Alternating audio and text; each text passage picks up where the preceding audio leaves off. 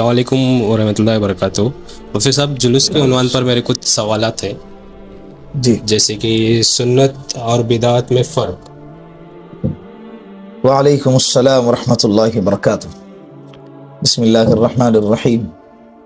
ابھی ربیع الاول کا جیسا مہینہ چل رہا ہے، ان دنوں کے اندر بہت زیادہ ایسے خرافات ہوتے ہیں جو سنت کا لیبل لگا کر کرتے ہیں۔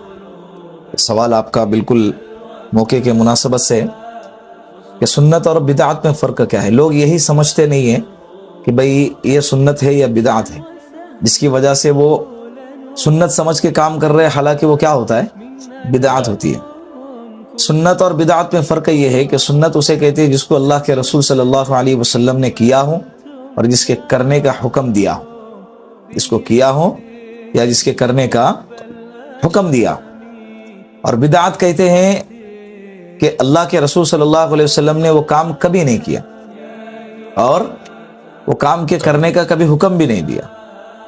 بعد میں آنے والے لوگوں نے اپنے خواہشات کو پورا کرنے کے لیے دین کا سہارا لے کے اس میں دین کے اندر نئی چیزیں پیدا کی، جس کو بدعت کہتے ہیں۔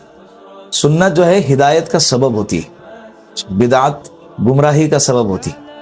یہ دونوں میں فرق ہے۔ اور سنت اور بدعت کی ایک اور خاصیت آپ کو بتاؤں میں کہ سنت ہر جگہ، آپ کہاں بھی چلے جاؤ، ساری دنیا کا چکر لگا لو، آپ کسی بھی کنٹری میں کسی علاقے میں آپ چلے جاؤ، آپ کو سنت کی شکل، صورت، حیت، صفت ایک ہی جیسی نظر آئیں گی۔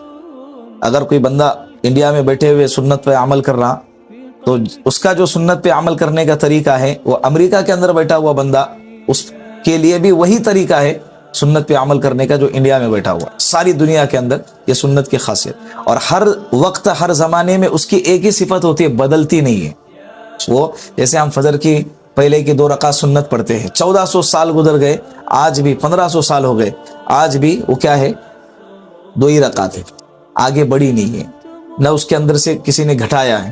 ظہر سے پہلے کے 4 رکعت سنت ہے، ظہر کے بعد کے 2 رکعت سنت ہے، یہ نہ بڑھایا گیا نہ گھٹایا گیا۔ یہ سنت کی صفت ہے، یہ سنت کی کیا ہے؟ صفت اور خاصیت ہے۔ تو سنت کی کوالٹی اور بدعت کی کوالٹی یہ ہے کہ ہر جگہ ہر علاقے میں آپ کو اس کی شکل الگ نظر آئیں گی، اور زمانے کے اعتبار سے اس کے اندر تبدیلی آتی چلی جائیں گی۔